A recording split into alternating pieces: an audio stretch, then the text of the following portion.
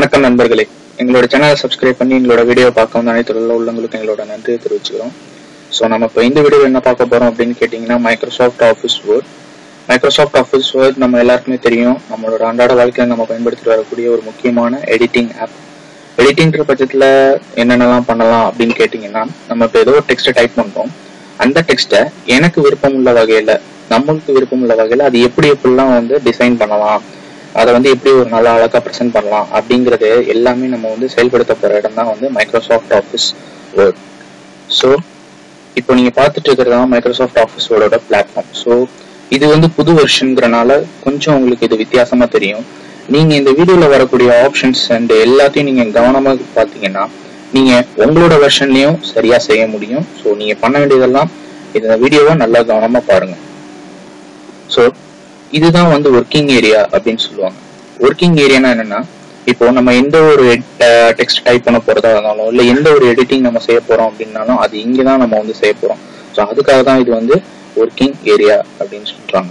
சரிங்க. இப்போ எந்த ஒரு எடிட்டிங் நம்ம பண்ற போறதுக்கு முன்னாடியும் நம்ம எதை எடிட் பண்ண போறோமோ அதை ஃபர்ஸ்ட் செலக்ட் பண்ணிக்கணும். இதை நல்லா ஞாபகம் வச்சுக்கோங்க.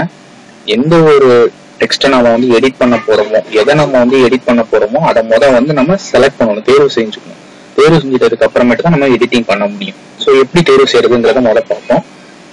ஸோ கண்ட்ரோல் ஆல் அப்படின்னு கொடுத்தா, அதாவது கண்ட்ரோல் ஏ அப்படிங்கறத கொடுத்தா நமக்கு ஃபுல்லும் செலக்ட் ஆகுது. இது எல்லாருக்கும் ஓரளவுக்கு தெரிஞ்சதுதான். ஆனா ஒரு சில பேருக்கு இது இந்த டெக்ஸ்ட்டை மட்டும் நான் எப்படி செலக்ட் பண்ணுவேன், எனக்கு பெர்ஃபார்மிங் மட்டும் எனக்கு செலக்ட் ஆகணும் அப்படிங்கறத எப்படி செலக்ட் பண்ணணும் அவங்களுக்கு தெரியல. நான் அப்படியே சொல்றேன், கவனமா பாருங்க. லெஃப்ட் மவுஸ்ல இருக்கக்கூடிய லெஃப்ட் பட்டனை கிளிக் பண்ணுங்க. நீங்க எங்க ஆரம்பிக்க போறீங்களோ அந்த வார்த்தையோட ஆரம்பத்துல நீங்க கிளிக் பண்ணுங்க. கிளிக் பண்ணி அப்படியே இருங்க, எது வரைக்கும் நீங்க முடிக்க போறீங்களோ அது வரையில. இப்போ நான் பெர்ஃபார்மிங் வெல் வரைக்கும் நான் எடிட் பண்ண போறேன்னா எனக்கு அது வரையில நீங்க இது பண்ணணும்.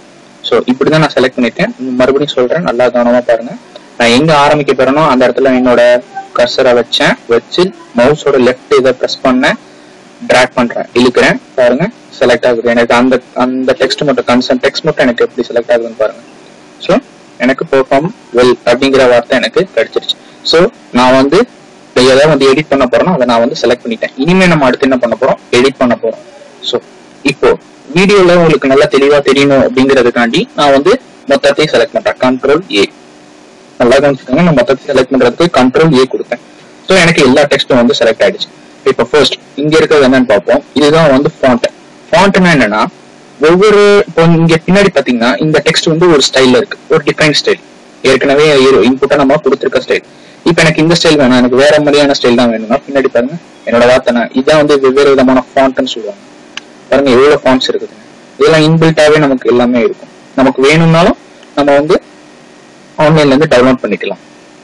ஸோ எப்பவுமே ஸ்டாண்டர்டா நம்ம யூஸ் பண்ற ஒரே ஒரு ஃபாண்ட் டைம்ஸ் நியூ ரோமன் அப்படின்னு சொல்லுவாங்க. ஸோ இது உலக அளவுல நம்ம பயன்படுத்திட்டு வரக்கூடிய ஒரு முக்கியமான font Times New Roman. So இது பார்த்துக்கிட்டீங்கன்னா இதுல ஏகப்பட்ட ஃபாண்ட்ஸ் இருக்குது. நமக்கு எந்த ஃபாண்ட் பிடிக்குதோ, நமக்கு எந்த ஸ்டைல் பிடிக்குதோ அந்த ஸ்டைல வச்சுக்கணும். இப்போ இங்க எம்வி போலி அப்படிங்கிற ஒரு ஸ்டைல் இருக்கு, அதை நான் செலக்ட் பண்றேன். ஸோ பாருங்க என்னோட டெக்ஸ்ட் எப்படி ஆயிடுச்சு. முன்ன எப்படி இருந்துச்சு, இப்படி இருந்துச்சு. நான் என்னோட ஃபாண்ட்டை சேஞ்ச் பண்ணதுக்கு அப்புறம் இப்படி ஆயிடுச்சு என்னோட. ஸோ இப்படிதான் ஒரு ஃபாண்ட்டை சேஞ்ச் பண்ணணும். இப்படிதான் நம்மளோட விருப்பத்துக்கு ஏற்றவாறு நம்ம டிசைன் பண்ணிக்கிறது நம்மளோட டெக்ஸ்ட். ஸோ அடுத்ததான் என்ன பார்க்க போறோம் அப்படின்னு கேட்டீங்கன்னா, பாருங்க இது செலக்ட் ஆகி தான் இருக்கு. நம்ம எடிட் பண்ண போறோம்னா அதை ஃபர்ஸ்ட் செலக்ட் பண்ணணும். ஸோ செலக்ட் பண்ணிருக்கேன். இது அடுத்தது இது என்னன்னு பாத்துக்கிட்டீங்கன்னா ஃபாண்ட் சைஸ். இது ஃபாண்டோட சைஸை இன்க்ரீஸ் பண்றது டிக்ரீஸ் பண்றதுக்கு யூஸ் பண்ணிக்கிறோம்.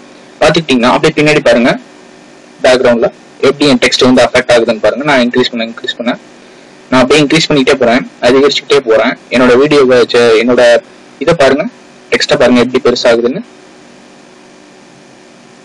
ஸோ இது எந்த சைஸ்ல, இப்ப நமக்கு என்ன சைஸ்ல வேணுமோ அந்த சைஸை நம்ம செலக்ட் பண்ணா நமக்கு இந்த சைஸ்ல வரும். சரிங்க. இப்போ நான் எனக்கு ஃபாண்ட் சைஸ் எனக்கு ஆக்சுவலா 22 அப்படின்னு வேணும்னா 22 அப்படின்னு கொடுத்தேன். பாருங்க எனக்கு டெக்ஸ்ட் சைஸ் இவ்வளவு பெருசாயிடுச்சு. ஸோ இப்படி நான் ஒரு ஃபாண்டோட சைஸை நம்ம சேஞ்ச் பண்ணணும். அடுத்ததான் நம்ம என்ன இங்க பார்க்க போறோம்னா, இது போல்டு. அதாவது இப்ப இந்த லெட்டர்ஸ் எல்லாம் பாத்தீங்கன்னா ஓரளவுக்கு ஏதோ ஒரு 0.5% அளவுக்கு இது போல்டா இருக்குது. இப்ப எனக்கு நல்லா போல்டா வேணும் அப்படின்னா நான் இதை கிளிக் பண்றேன். எப்படி ஆகுதுன்னு பாருங்க, என்னோட லெட்டர்ஸ் எல்லாம் எப்படி ஆகுதுன்னு பாருங்க. இது போல்டு ஆகாம இருக்கு. இதுதான் ஒரிஜினல் டெக்ஸ்ட், இதுதான் முன்ன இருந்தது. இப்ப நான் போல்டு பண்ண போறேன் பாருங்க. சோ இப்படிதான் நம்ம போல்ட் பண்ணணும். சோ இதுதான் அந்த ஆப்ஷன். அடுத்தது இங்க என்னன்னு பாத்தீங்கன்னா இது இட்டாலிக். இட்டாலிக்னா என்னன்னா, இப்ப பாருங்க நான் அதை பிரஸ் பண்றேன், இங்க என்ன நடக்குதுன்னு பாருங்க. தெரியுதா? சோ என்னோட லெட்டர்ஸ இட்டாலிக்கா கொஞ்சம் ஸ்டைலா எழுதியிருக்கேன் பாருங்க. ஸ்டைலா வந்து காட்டுது பாருங்க. சோ இதுக்கு இட்டாலிக் யூஸ் பண்ணிக்கிறோம். அடுத்தது இங்க என்னன்னு பாத்தீங்கன்னா அண்டர்லைன் பாருங்க. என்னோட லெட்டர்ஸ் எல்லாமே அண்டர்லைன் ஆயிருக்கு பாருங்க. இந்த அண்டர்லைன்லயுமே டிஃபரெண்ட் டைப்ஸ் இருக்குது பாருங்க. வெவ்வேறு வகை இருக்குது, எப்படி எப்படிலாம் அண்டர்லைன் பண்ணலாம். அதுல பாருங்க டிசைனா வருது பாருங்க. சோ இப்படி இவ்வளவு ஆப்ஷன்ஸ் இருக்குது. சோ அண்டர்லைன் பண்ணிருக்கேன். சரிங்களா? இப்போ அடுத்ததான் என்ன பார்க்க போறோம்னா, இது வந்து ஸ்ட்ரைக் த்ரூ. இது பெரும்பாலான இடத்துல நம்ம வந்து பயன்படுத்த போறது இல்ல. ஆனா என்னன்னு தெரிஞ்சுக்கலாம். ஸ்ட்ரைக் த்ரூனா என்னன்னா, என்னோட பாருங்க இப்போ வந்து நான் வந்து இதை அழுத்துறேன், பிரஸ் பண்றேன், என்னோட டெக்ஸ்ட் எதுவுமே அஃபெக்ட் ஆகல. ஏன்னு பாத்தீங்கன்னா, ஏன் கவனிச்சு பாருங்க. ஏன்னா நான் வந்து செலக்ட் பண்ணவே இல்லை. என்னோட டெக்ஸ்ட்டை வந்து நான் எதை எடிட் பண்ண போறேனோ அதை செலக்ட் பண்ணவே இல்லை. சோ செலக்ட் பண்றேன், செலக்ட் பண்ணிட்டேன். இப்போ கொடுத்து பாருங்க என்ன நடந்திருக்குன்னு பாத்தீங்களா. என்னோட டெக்ஸ்ட்டுக்கு மேலேயே ஒரு கோடு போயிடுச்சு. இதுதான் ஸ்ட்ரைக் த்ரூ. நம்ம அடிச்சு எழுதுறோம்ல, சோ எக்ஸாம்பிளுக்கு சொல்றேன், நம்ம அடிச்சு எழுதுறோம்ல, அந்த மாதிரி ஸ்ட்ரைக் த்ரூ, ஸ்ட்ரைக் ஆயிருக்கு பாருங்க. இது நமக்கு பெரும்பாலான இடத்துல நம்ம பயன்படுத்த போறது இல்லை, அதனால இதை விட்டுறலாம். அடுத்தது நம்ம என்ன, இது வந்து பாத்துக்கிட்டீங்கன்னா ஃபாண்ட் சைஸ் அண்ட் இன்க்ரீஸ் பண்றது டிக்ரீஸ் பண்றதுக்கு ஒரு சின்ன ரேடியோ பட்டன் மாதிரி சொல்லுவாங்கல்ல, ரேடியோ பட்டன்ஸ் இல்ல ஒரு சின்ன கீ பட்டன் அந்த மாதிரி உங்க சைட்ல ப்ரொவைட் பண்ணிருக்காங்க. இது நமக்கு தேவையில்லை, நம்ம இங்கேயே சேஞ்ச் பண்ணிக்கலாம், இந்த இடத்துல சும்மா சேஞ்ச் பண்ணிக்கலாம். அடுத்தது நம்ம என்ன பார்க்க போறோம் அப்படின்னு பாத்துக்கிட்டீங்கன்னா, டெக்ஸ்ட்டுக்கு எஃபெக்ட் கொடுக்கறது. இங்க பாருங்க, பின்னாடி பாருங்க, இதெல்லாமே வெவ்வேறு விதமான டெக்ஸ்ட் எஃபெக்ட்ஸ் பாருங்க. பின்னாடி எப்படி என்னோட லெட்டர்ஸ் எப்படி எஃபெக்ட் ஆகுதுன்னு பாருங்க. சோ நம்மளோட விருப்பத்துக்கு ஏற்றவாறு நம்ம இதை வச்சுக்கலாம். சோ நிறைய இருக்குது. இதுக்கு கலர் செலக்ட் பண்றது, ஏகப்பட்ட விஷயங்கள் நம்ம இது மூலமாவே பண்ணலாம். பாருங்க, ஷேடோ கொண்டு வர்றது, ஒவ்வொரு லெட்டர்ஸ்க்கு பின்னாடி இங்க பாருங்க, ஒரு லெட்டர்ஸ் பின்னாடியே ஷேடோ தெரியுது பாருங்க பின்னாடி. சோ இந்த மாதிரி நிறைய எஃபெக்ட்ஸ் வந்து நம்ம இது மூலமா பாருங்க. இங்க பெர்ஃபார்மிங்ன்ற இடத்துல பின்னாடி பாத்தீங்கன்னா அங்க ஒரு ஷேடோ தெரியும், பெர்ஃபார்மிங்கோட ஷேடோ தெரியும். சோ இந்த மாதிரி வெவ்வேறு விதமான டிசைன்ஸ் வந்து MS ஆஃபீஸ் வேர்ட்ல நமக்கு அவைலபிளா இருக்கு. சோ அடுத்தது நம்ம என்ன பார்க்க போறோம் அப்படின்னு கேட்டீங்கன்னா, இங்க பாருங்க பேக்ரவுண்ட் கலர் ஹைலைட் பண்றது. இப்போ நான் ஏதோ ஒன்று டெக்ஸ்ட டைப் பண்றேன் சம்திங், எனக்கு வந்து இப்போ ஹவு மச் அப்படிங்கிற இந்த ஒரே ஒரு லெட்டரை மட்டும் எனக்கு வந்து ஹைலைட் பண்ணணும். அப்ப நான் என்ன பண்ணுவேன்னா, நான் இப்போ வந்து ஹவு மச் அப்படிங்கிறத அப்படியே செலக்ட் பண்றேன். செலக்ட் பண்ணி இங்க போறேன். இதுதான் டெக்ஸ்ட் ஹைலைட் அப்படிங்கிறது. இப்ப பாருங்க, ஹைலைட் பண்றது, அதை மட்டும் அந்த குறிப்பிட்ட வார்த்தையை மட்டும் நான் ஹைலைட் பண்றதுக்கு பாருங்க ஹைலைட் பண்ணிருக்கேன். சோ இந்த மாதிரிதான் என்னோட டெக்ஸ்ட வந்து ஹைலைட் பண்ணி காட்டுறதுக்கு நான் யூஸ் பண்ற ஒரு ஆப்ஷன் இங்க ஹைலைட் இருக்கு. நோ கலர்னு கொடுத்தா அந்த டேட்டிங் நமக்கு பாருங்க ஃபர்ஸ்ட் செலக்ட் பண்ணணும். பாருங்க நோ கலர். சரிங்களா? அடுத்ததான் நம்ம என்ன பார்க்க போறோம் அப்படின்னு பாருங்க. இது அடுத்தது ஃபாண்ட் கலர். இப்போ இங்க நம்ம பார்த்தது என்னன்னா, டெக்ஸ்டுக்கு ஒரு எஃபெக்ட் கொடுக்கறது. இங்க நம்ம என்ன பார்க்க போறோம் அப்படின்னா, ஃபாண்ட்டுக்கு கலர் கொடுக்கறது. பாருங்க ஃபாண்ட் எப்படி எப்படிலாம் சேஞ்ச் ஆகும். ஃபாண்ட் கலர்ஸ் பாருங்க. பாக்குறதுக்கு மைக்ரோசாஃப்ட் ஆஃபீஸ் வேர்ட்ல எல்லா விதமான எடிட்டிங் ஆப்ஷன்ஸும் ஒரே மாதிரி தான் இருக்கும். பட் ஆனா அதெல்லாம் ஒண்ணு கிடையாது, ஒரு சின்ன சின்ன டிஃபரன்ஸ் இருக்கும். இப்ப இதுல பாத்துக்கிட்டீங்கன்னா இதுல ஃபாண்ட் கலர் சேஞ்ச் ஆகுது, இதுல டெக்ஸ்டோட எஃபெக்ட் சேஞ்ச் ஆகுது, அதாவது ஷேடோ கொடுக்கறது, அந்த மாதிரியான வித்தியாசமான விஷயங்கள்லாம் இதுல நம்ம வந்து செயல்படுத்திக்கலாம். அடுத்ததான் நம்ம இங்க என்ன பாத்தீங்கன்னா சேஞ்ச் கேஸ் அப்படின்னு இருக்கு. அது என்ன சேஞ்ச் கேஸ்? இப்போ இங்க பாத்துக்கிட்டீங்கன்னா இது எல்லாமே வந்து லோவர் லெட்டர்ஸ்ல தான் இருக்கு. சரிங்களா? இப்போ இங்க பாத்துக்கிட்டீங்கன்னா வெல், இந்த எக்ஸாம், இது எல்லாமே வந்து லோவர் லெட்டர்ஸ், அதாவது லோவர் ABCDs தான் இருக்குது. இப்போ நான் வந்து இதை வந்து அப்பர் கேஸ்க்கு மாத்த விரும்புறேன். எல்லாத்தையும் பாருங்க, எல்லாமே கேப்ஸ்ல வந்துருச்சு, எல்லாமே கேபிட்டல் லெட்டர்ல ஆயிடுச்சு. பாத்தீங்களா? இதுதான் வந்து நம்மளோட விருப்பத்துக்கு ஏற்றவாறு நம்ம மாத்திக்கலாம். லோவர் கேஸா வச்சுக்கலாம், இல்ல அப்பர் கேஸா வச்சுக்கலாம். கேபிட்டலைஸ் ஈச் வேர்ட், ஒவ்வொரு வார்த்தையும் கேபிட்டலா மாத்துங்க அப்படின்னு நமக்கு சொன்னா பாருங்க. அப்பர் கேஸ் கொடுக்குறேன், கொடுத்தோன்னு பாருங்க எனக்கு என்னோட லெட்டர்ஸ் எல்லாம் எப்படி ஆயிடுச்சுன்னு.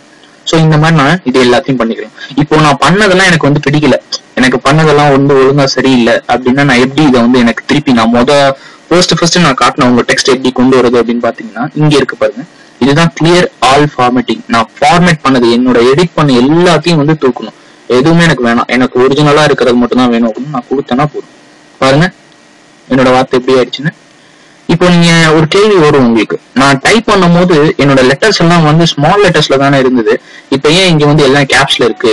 ஒன்னும் பிரச்சனை இல்லை, நான் டைப் பண்ணது இந்த வார்த்தை தான், நான் டைப் பண்ணது இப்படிதான் இருந்தது, எந்த ஒரு எஃபெக்டும் நான் இன்க்ளூட் பண்ணல. இப்போ நான் என்ன பண்றேன்னு பாருங்க, பண்ணிட்டேன். இப்போ இங்க ஒரு எரர் வருது. எரரை எப்படி நமக்கு தெரிஞ்சுக்கிறது அப்படிங்கறத நான் உங்களுக்கு சொல்றேன் பாருங்க. எரர் எப்பவும் இருக்கு, நம்ம டைப் பண்றதுல ஒரு எரர் இருக்குங்கிறத இந்த இடத்துல இந்த மாதிரி ஒரு சின்ன லைன் மூலமா, அண்டர்லைன் மூலமா நம்ம தெரிஞ்சுக்கலாம். சரிங்க, எப்பவுமே இப்போ நம்ம ஏதோ ஒரு பாருங்க, இதை வந்து நம்மளுக்கு கொஞ்ச நேரம் கழிச்சு சொல்றேன் இது எப்படி பண்றோம் அப்படிங்கறத. அடுத்ததான் நம்ம என்ன பார்க்க போறோம் அப்படின்னு கேட்டீங்கன்னா, ஃபர்ஸ்ட் வந்து நான் செலக்ட் பண்றேன். இதுதான் என்னோட டெக்ஸ்ட். அடுத்தது இப்ப நான் செலக்ட் பண்றேன், இதான் எடிட் பண்ண போறேன். செலக்ட் பண்ணேன், கண்ட்ரோலே கொடுத்தேன். அடுத்ததான் நான் என்ன பண்ண போறேன்னா பாருங்க, இதுதான். இது என்னன்னா புல்லட்ஸ் அண்ட் நம்பரிங்ஸ் சொல்லுவாங்க. புல்லட்ஸ் அண்ட் நம்பரிங்ஸ் அப்படின்னா என்னன்னா ஒரு சின்ன இண்டிகேஷன். இப்ப இந்த பாயிண்ட் பாருங்க, இப்ப நம்ம வந்து முன்னாடி இங்க என்ன பார்த்தோம்னா ஹைலைட் அப்படிங்கிற விஷயத்த பார்த்தோம். இங்க வந்து நம்ம என்ன பார்த்தோம், ஹைலைட்டிங் டெக்ஸ்ட் அப்படிங்கிற ஒரு ஆப்ஷனை பார்த்தோம். அது வந்து டெக்ஸ்ட ஹைலைட் பண்ணுச்சு. இப்ப எனக்கு வந்து இண்டிகேட் பண்ணணும், இந்த பாயிண்ட் பாருங்க அப்படின்னு சொல்றோம்ல. சோ அதுக்கு எது பயன்படுது அப்படின்னு பாத்தீங்கன்னா இந்த புல்லட்ஸ் தான். பாருங்க, வெவ்வேறு விதமான புல்லட்ஸ் பின்னாடி பேக்ரவுண்ட்ல உங்களுக்கு இங்க தெரியும். இந்த இடத்துல இப்ப நான் பாருங்க கிளிக் பண்றேன், எனக்கு இங்க ஒரு புல்லட் வந்துருக்கு பாருங்க. சோ எனக்கு இது ஒரு இண்டிகேஷன் தான். பாருங்க, கண்ட்ரோலே கொடுத்துட்டு பாருங்க. சோ இந்த மாதிரி தான் புல்லட்ஸ் அண்ட் நம்பரிங்ஸ் நம்ம யூஸ் பண்றது. அடுத்தது நம்ம என்ன பார்க்க போறோம்னா புல்லட்ஸ். இப்போ பார்த்ததெல்லாம் வந்து புல்லட்ஸ். அடுத்தது நம்பரிங்ஸ். நம்பரிங் என்ன, அங்க பாருங்க 1 2 3 நம்ம போடுவோம்ல. சோ நம்மளாம் உட்காந்து 1 2 3 டைப் பண்ணிட்டு இருக்க தேவையில்லை. சோ இந்த புல்லட்ஸ் அண்ட் நம்பரிங்ஸோட ஒரு முக்கியமான அட்வான்டேஜ், அதாவது உபயோகம் என்ன அப்படின்னு கேட்டீங்கன்னா, நம்ம 1 2 3 நம்ம உட்காந்து டைப் பண்ண தேவையில்லை.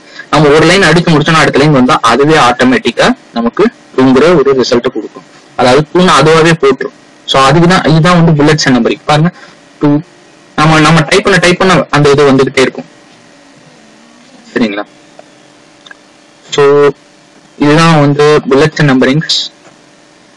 சோ இதுல அடுத்து புல்லட்ஸ் அண்ட் நம்பரிங்ஸ்ல வேற என்னென்ன இன்னும் இருக்குது அப்படின்னு பார்ப்போம். ஸோ புல்லட்ஸ் அண்ட் நம்பரிங்ஸ்ல இந்த மாதிரி வெவ்வேறு விதமான டிசைன்ஸ் எல்லாம் இருக்குது. பாருங்க, உங்களுக்கு இப்போ அடுத்ததா நம்ம என்ன டைப் பண்ண போறோம் பாருங்க.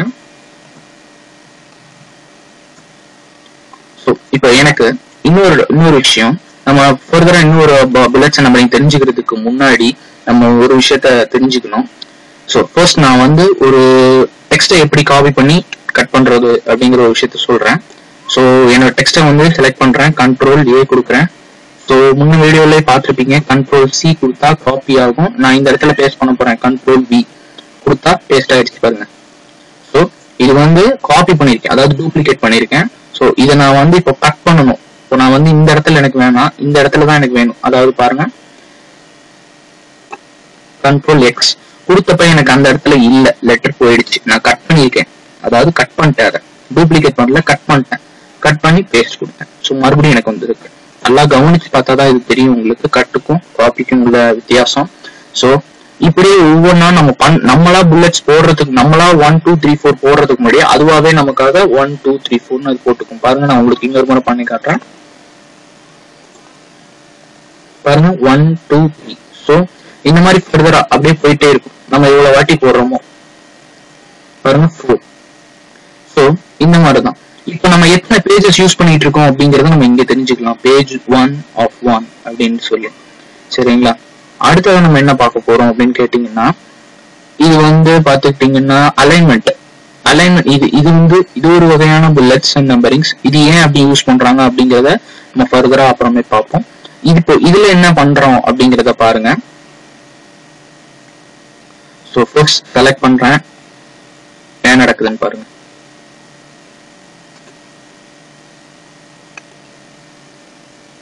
ஸோ நம்மளோட டெக்ஸ்ட் வந்து இதுதான், நம்மளோட ஒரிஜினலா இப்படிதான் இருந்தது.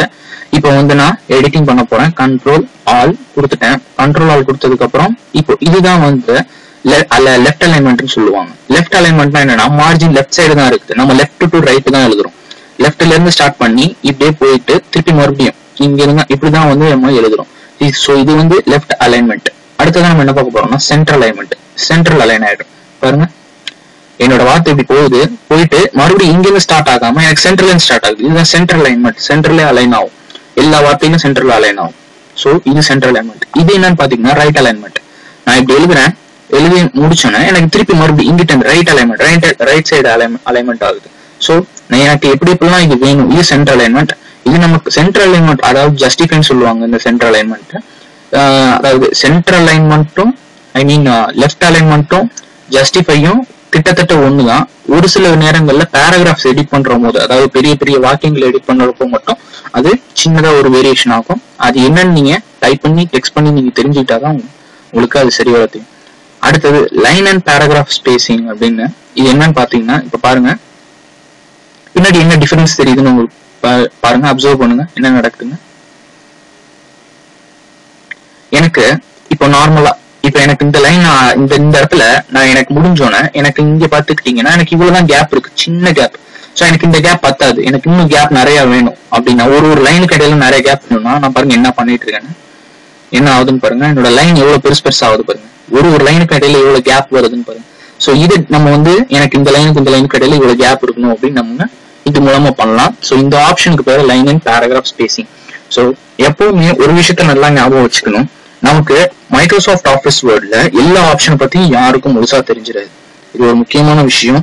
சோ நமக்கு தெரியாதுங்கிற பட்சத்துல நம்ம பயப்படவும் கூடாது. ஏன் அப்படின்னு கேட்டீங்கன்னா, நமக்கு எல்லா இடத்துலயுமே ஒரு சின்ன ஹெல்ப் இருக்கும். இப்ப பாத்துக்கிட்டீங்கன்னா எனக்கு இந்த ஆப்ஷனை பத்தி எதுவுமே தெரியல, நான் என்ன பண்றேன், இந்த இடத்துல கர்சரை கொண்டு போய் இப்படி வைக்கிறேன், வச்சு நான் சும்மா எதுவும் கிளிக் பண்ணல, நான் அப்படி சும்மா வைக்கிறேன்.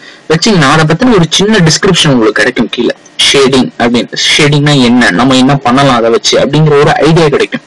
சோ எதுவுமே நமக்கு தெரியாது அப்படிங்கிற ஒரு விஷயம் நம்ம மைக்ரோசாஃப்ட்ல இது பண்ணிக்க கூடாது. சோ அடுத்ததான் நம்ம என்ன பார்க்க போறோம் அப்படின்னு கேட்டீங்கன்னா, எடிட்டிங் பண்றதுக்கு முதல்ல செலக்ட் பண்ணணும். ஸோ செலக்ட் பண்ணிருக்கேன், செலக்ட் பண்ணிட்டேன். அடுத்ததான் என்ன பார்க்க போறோம் பாருங்க, ஷேடிங். இட்ஸ் ஜஸ்ட் அதுவும் ஒரு பேக்ரவுண்ட் கலர் சேஞ்சிங் தான். ஷேடிங், ஹைலைட்டிங் பாருங்க, நம்ம முன்னாடி சொன்ன மாதிரி தான் ஷேடிங்கும் ஒரே மாதிரி இருக்குது. இந்த இடத்துல நீங்க பார்த்திருக்கக்கூடிய இந்த ஹைலைட்டிங்கும் ஒரே மாதிரி இருக்குது. ஸோ இதுல என்ன டிஃபரன்ஸுங்கிறத நீங்க இப்ப பார்க்க மாட்டீங்க. ஏன் அப்படின்ட்டு சொன்னா, இப்போ நீங்க ஒரு பெரிய பெரிய பேராகிராஃப்ஸ் டைப் பண்ணி எடுக்கும் போதுதான் இதுக்கான வித்தியாசங்கள் என்னன்னு உங்களுக்கு தெரியும். ஸோ இங்க வந்து பாத்துக்கிட்டீங்கன்னா ஹைலைட்னு இருக்குது, இங்க ஷேடிங் இருக்குது. ஒரே ஒரு ஆப்ஷன் தானே, ஒரே ஒரு இது எடிட்டிங் தானே பண்ணுது, இது எதுக்கு டிஃபரெண்டான ஆப்ஷன்ஸ் வச்சிருக்காங்க அப்படின்னு கேட்கலாம். ஸோ அது அந்தந்த ஒரு கன்சிடர் இதுலதான் நம்ம நமக்கு அது தெரிஞ்சுக்க முடியும் என்னன்ட்டு. ஸோ இப்போ டைமிங் அதை செய்யல. ஸோ அடுத்தது நம்ம என்ன பார்க்க போறோம் அப்படின்னா, இது ஒவ்வொரு விதமான ஒவ்வொரு டெக்ஸ்ட் டிசைனிங் தான். பாருங்க என்ன நடக்குதுன்ட்டு. ஆக்சுவலா நான் செலக்ட் பண்ண டெக்ஸ்ட் இது மட்டும்தான், தப்பா நினைச்சுக்காதீங்க. நான் செலக்ட் பண்ண டெக்ஸ்ட் இது மட்டும்தான், இதெல்லாம் நான் பண்ணல, இதெல்லாம் நான் பண்ணவே இல்லை. நான் செலக்ட் பண்ணது இதுதான். இங்க பாருங்க, நான் செலக்ட் பண்ணிருக்கிறது இதுதான். ஸோ எனக்கு இங்க மட்டும் தான் எஃபெக்ட் ஆகும். பாருங்க என்னோட டெக்ஸ்ட் எப்படிலாம் இதாகுதுன்னு பாருங்க. ஸோ வித்தியாசமா இருக்குது. ஸோ இதெல்லாம் ஒவ்வொரு விதமான டிசைன்ஸ். ஸோ அடுத்ததான் நம்ம என்ன பார்க்க போறோம் அப்படின்னு கேட்டீங்கன்னா, பார்டர். அதாவது ஒரு டெக்ஸ்டுக்கு பார்டர் போடுறது, இல்ல ஒரு பேராகிராஃப் பார்டர் போடுறது. ஸோ இந்த மாதிரியான விஷயங்கள் நம்ம இது மூலமா இது பாட்டம் பார்டர், பாட்டம் கீழே பார்டர் வைக்கிறது, மேல டாப் பார்டர் வைக்கிறது, லெஃப்ட்ல பார்டர் பாருங்க, இந்த இடத்துல லெஃப்ட்ல தெரியும் பாருங்க, லெஃப்ட்ல ஒரு பார்டர் வச்சிருக்கேன். ஸோ அடுத்தது ரைட்ல ஒரு பார்டர் பாருங்க, பார்டர். அடுத்தது நோ பார்டர்ஸ், எந்த பார்டரும் கிடையாது, ஆல் பார்டர் பாருங்க உங்களுக்கு தெரியுது. ஃபுல் 4 சைட்ஸ் உங்களுக்கு 4 பக்கம் உங்களுக்கு தெரியுது பாருங்க. ஸோ இந்த மாதிரி வெவ்வேறு விதமான பார்டர்ஸ் எல்லாம் இது மூலமா வச்சுக்கலாம். ஸோ அடுத்ததா நம்ம என்ன பார்க்க போறோம்னா, இது இன்டென்ட்னு சொல்லுவாங்க. இன்டென்ட்னா என்ன அப்படின்னு சொன்னீங்கன்னா, மார்ஜின். அதாவது இப்ப நமக்கு மார்ஜின் பாத்தீங்கன்னா இந்த இடத்துலதான் இருக்குது, நமக்கு மார்ஜின் இந்த இடத்துல இருக்கு. இப்ப எனக்கு என்னோட டெக்ஸ்ட் மார்ஜினை விட்டு கொஞ்சம் தூரம் தள்ளி இருக்கணும். இப்ப பாருங்க என்னோட மார்ஜின் இதுதான், ஆக்சுவல் மார்ஜின். என்னோட ஆக்சுவல் மார்ஜின் இதுதான். என்னோட டெக்ஸ்ட் மார்ஜின் இதுதான், மார்ஜின். இந்த மார்ஜினை விட்டு தள்ளி இருக்கணும், ரைட் சைடு. அதான் ரைட் சைடு, அதாவது இன்க்ரீஸ் இன்டென்ட். இன்டென்ட்ங்கிறது நம்மளோட மார்ஜின், அதாவது நம்ம பேராகிராஃப்ல இருந்து, அதாவது நம்மளோட மார்ஜின்ல இருந்து பேராகிராஃப் எவ்வளவு தூரம், அந்த லைன் எவ்வளவு தூரம் தள்ளி இருக்கணும். பாருங்க என்ன நடக்குதுன்னு பாருங்க.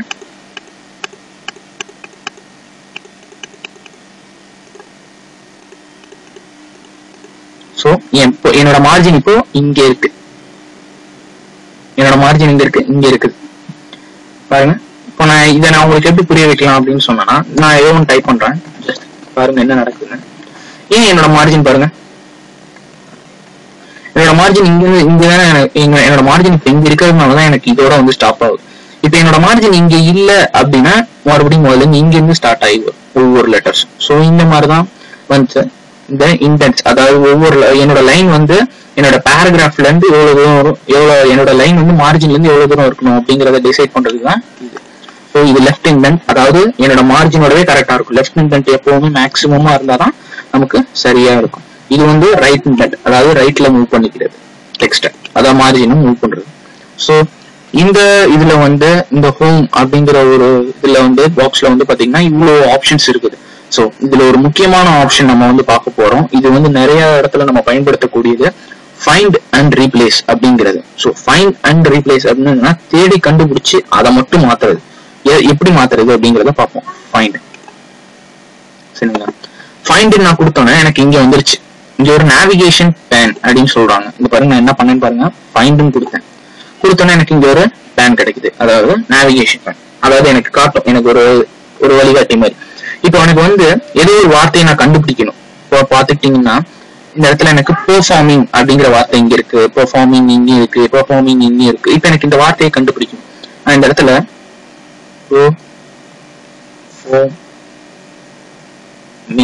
அப்படின்னு டைப் பண்றேன். பெர்ஃபார்மிங் அப்படிங்கறது எனக்கு இந்த இடத்துல பாருங்க, நான் டைப் பண்ண என்னோட வார்த்தைகளை அது கண்டுபிடிச்சுக்கிட்டே வரும். இந்த இடத்துல பாத்தீங்கன்னா உங்களுக்கு தெரியும். பெர்ஃபார்மிங் அப்படிங்கறத எங்கெங்கெல்லாம் இருக்குது அப்படிங்கறத தேடும். பாத்தீங்கன்னா அது உங்களுக்கு வெவ்வேறு கலர்ல இண்டிகேட் பண்ணும். பாருங்க இங்க ஒரு கலர் பாருங்க, பெர்ஃபார்மிங் இண்டிகேட் பண்ணுதா. சோ இந்த மாதிரிதான் வந்து இண்டிகேட் பண்ணும். சோ இதை வந்து ஃபைண்ட் பண்ணிட்டேன், சரிங்களா? எந்த இடத்துலன்னு உங்களுக்கு தெரியும், பார்த்தா தெரியும் உங்களுக்கு.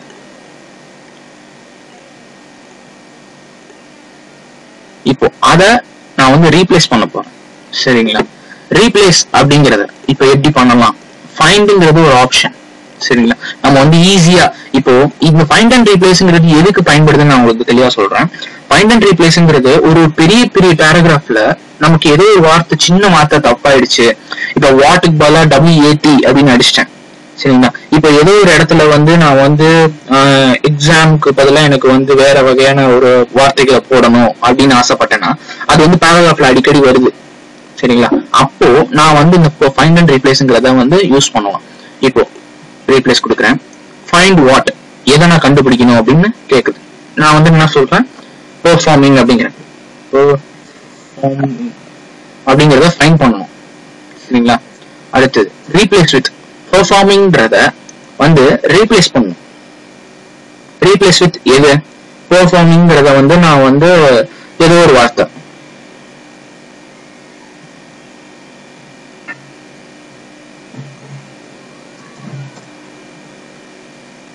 நான் வந்து பெர்ஃபார்மிங்கிறத ரீப்ளே அப்படிங்கறத நல்லா கவனிக்கணும். ரீப்ளேன்னு சும்மா நானே ஏதோ ஒரு வார்த்தை அதை வந்து கொடுக்குறேன். ரீப்ளேஸ் அப்படின்னு கொடுக்குறேன். என்ன நடக்குதுன்னு பாருங்க. பின்னாடி இந்த பேக்ரவுண்ட்ல பாருங்க, இந்த இடத்துல பெர்ஃபார்மிங் இருந்தது, ரீப்ளேஸ் ஆயிடுச்சு எல்லாமே. சோ ரீப்ளேஸ் நான் கொடுத்துட்டேன். So we are finished searching the document அப்படின்னு முடிச்சிருச்சு. சோ எல்லாமே வந்து நமக்கு பாருங்க, பெர்ஃபார்மிங் இந்த இடத்துல எனக்கு ரீப்ளேன்னு வந்துருச்சு. சோ இதுதான் ஃபைண்ட் அண்ட் ரீப்ளேஸ் வந்து பயன்படுத்தி என்ன நடந்துச்சு ஒரு தடவை பாருங்க. சோ இப்படிதான் இருந்தது. So find and replace use பண்ண போறேன். ரீப்ளேஸ் கொடுத்தோன்னா நான் எதை ஃபைண்ட் பண்ண போறேனோ அந்த அதை வந்து இங்க டைப் பண்ணேன், பெர்ஃபார்மிங் அப்படிங்கிற வார்த்தையை. ஸோ ரீப்ளேஸ் வித் எதை வச்சு நான் ரீப்ளேஸ் பண்ண போறேன், அதுக்கு பதிலாக இன்னொரு வார்த்தை, என்ன வார்த்தையை நான் போட விரும்புறேனோ அதை இங்க டைப் பண்றேன். போட்டுட்டு ரீப்ளேஸ் கொடுத்தா ஒவ்வொரு வார்த்தையும் அதுவா நமக்கு இண்டிகேட் பண்ணி மாற்றும். ரீப்ளேஸ் கொடுத்தா, ரீப்ளேஸ் ஆல் அப்படின்னு கொடுத்தா அது எங்கெங்கெல்லாம் இருக்கோ அது எல்லா இடத்துலயும் ரீப்ளேஸ் ஆல் கொடுத்தா all done. we made 4 replacement, அதாவது 4 இடத்துல நான் வந்து இப்போ இது என்ன சொல்லுதுன்னா 4 இடத்துல நான் வந்து இந்த பெர்ஃபார்மிங்ன்ற வார்த்தையை பார்த்தேன். ஸோ நான் 4 இடத்துல வந்து ரீப்ளேன்னு போட்டிருக்கேன். திருப்பி அந்த இடத்துல மறுபடியும் அதுக்கு பதிலாக இதை போட்டிருக்கேன் அப்படின்னு நமக்கு சொல்லிடுச்சு. ஸோ இதுதான் வந்து find and replace. So next வீடியோல நம்ம இதோட வேற விஷயங்களை பார்ப்போம்.